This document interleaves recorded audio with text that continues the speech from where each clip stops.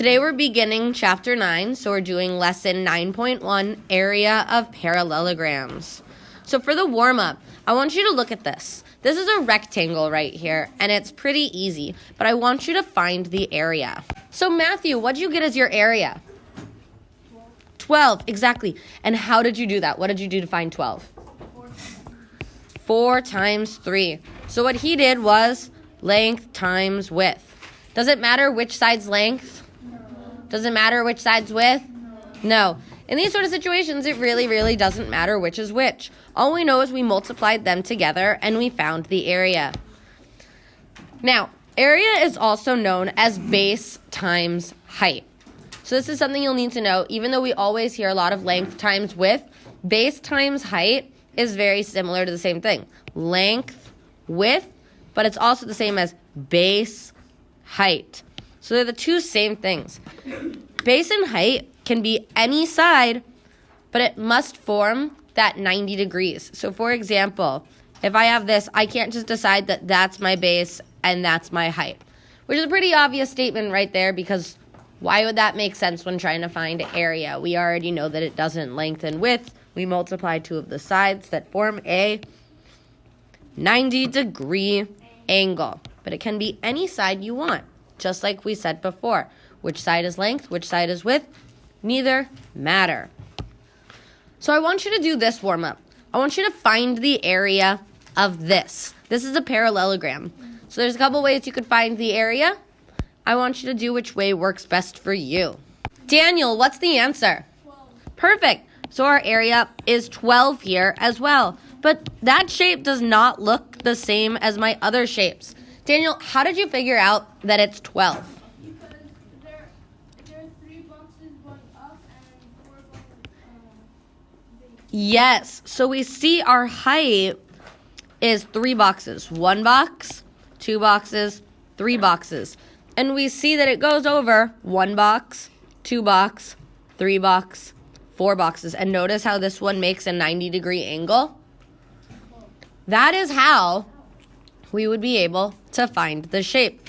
So I want to show you 2 separate ways we can look at this. The first way, if provided with graph paper, and this is the way that I like the least, but I still want to show it. If provided with graph paper, you could simply count.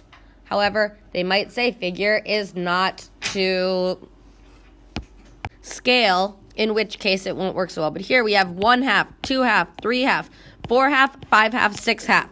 So we have 6 halves. And then we have 1, 2, 3, 4, 5, 6, 7, 8 wholes. 6 halves.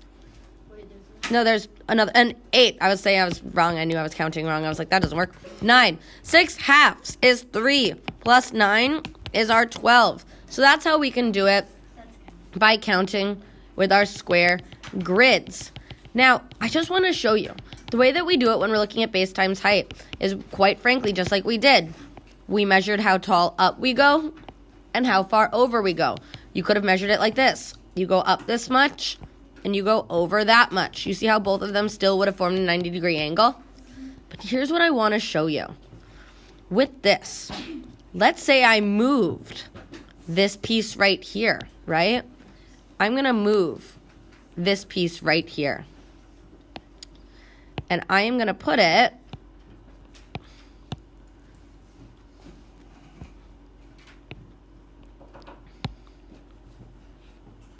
right. Maybe it's not working so well. Yeah, it is. It's just it's not working because it's only...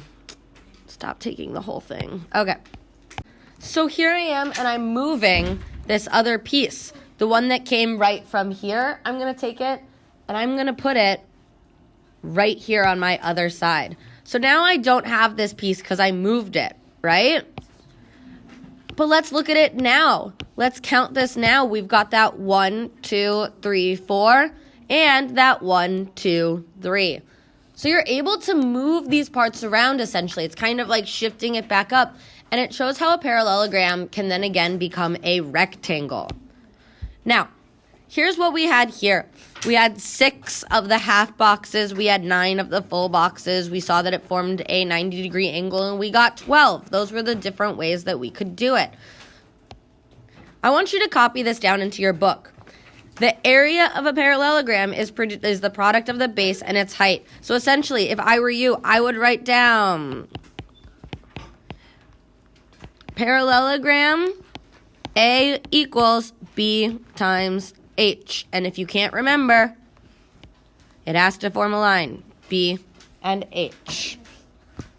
So far, this is the exact same as when we're finding the area of squares and rectangles. We're just using the words base and height as opposed to using the words length and width. But they mean the exact same thing. So we haven't really learned anything new quite yet. If I were to go on, though, I want you to solve this. So here, we've been given the area. Notice how I like to color code things? We've been given the area. And we've been given the base. But we have not been given the height. We don't know what that is. So we have to figure it out. Jaden, what'd you get as your answer? Perfect. His H is equal to 5 because 5 times 9 is 45. The way we would do this is we would want to isolate our variable. How would I isolate this variable right here? Nathan. Perfect. So Nathan, we do that reverse PEMDAS. We divide by 9. Do I just do it to that side? No, what I do to one side, I do to the other. 9 divided by 9, that turns into a 1. I'm left with my H equals 45 divided by 9. I get 5. So that's right there is how I found my height. I want you to go to page 663, do numbers A, B, C, and D, and then the guided practice 1 through 5.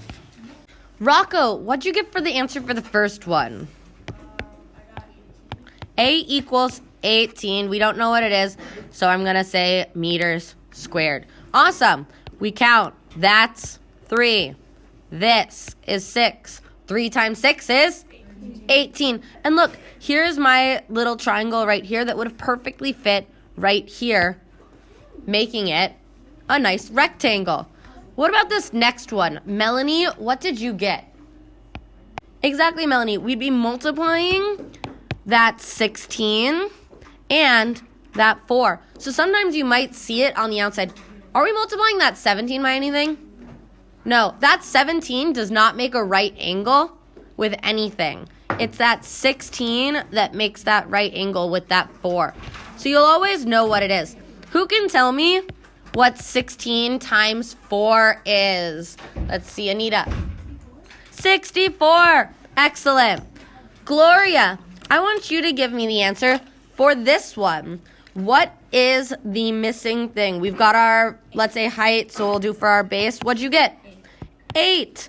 All we had to do, we got 48 is equal to 6 times our base. We isolate our variable. We divide each side by 6, and we get B equals 8. Now, Anita, what about this other one? Yes. We got 12. Let's see. So we set it up. We got 96 is equal to 8. We'll say that's our base times our height. So if we divided by 8 on each side, we do our reverse PEMDAS. What's 96 divided by 8? 12. So we get our H equals 12. Excellent. So that's how you do it. You just have to make sure you're putting the numbers in the right place. If you have the area, then you do it like that. Let's look at our guided practice.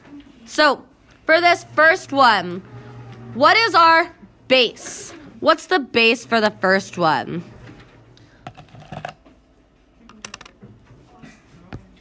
So Jasmine, our base is equal to 6. What about our height? How much is our height? 2, exactly. So that means our area is going to be 12. This second one, super easy. It's 10 times 5, which is 50. This next one here, I have the number 8, the number 11, and the number 7. What are the two numbers I care about, Elsie? 7 and 11. That 8 doesn't help me at all. So 7 times 11 is 77. Find the height of a parallelogram if its base is 35 centimeters times the height, and the area is 700 square centimeters. So what would I get for my h here? How would I solve this? I have to do the reverse PEMDAS, which means I'm going to be dividing each side by what? Rocco. Leah? 35, because I want to isolate that variable. I divide each side by 35. And just to speed things up, I know 35 is half of 70. I know 35 is half of 70. So that would be 2 times 35 is 70, and I'd have that extra 0, making it 20. You could either use long division, you could do anything, but I like to use my quick mental math kind of thing. Don't do it if it doesn't help you. Lastly, the size of the parallelogram piece in a set of tangrams is shown at the right. Find the area of the piece. Now, I want to see, Andrew, what are the 2 numbers that I care about here? What are the 2 numbers I care about? Number 5? Mm-hmm. 5.1. Perfect. I care about the 2.6 and the 5.1. When we multiply those, remember, we always line up to the right. 2.6, I'm going to make it because I like the bigger number on the top. 5.1, 2.6. I multiply those together. I'm in the end, because I'm lazy, going to get 13.26 if we multiplied it, because we had to bring this over 1. Bring it over 1. Notice we brought it back 2. So 6 times 1 is 6. 6 times 5 is 30. I've got my magic 0. 2 times 1 is 2. 2 times 5 is 10. I add them together. 6, 2, 3, 1. Bring it over twice. 1326. Excellent. Your homework for today is page 665, numbers 1 through 8.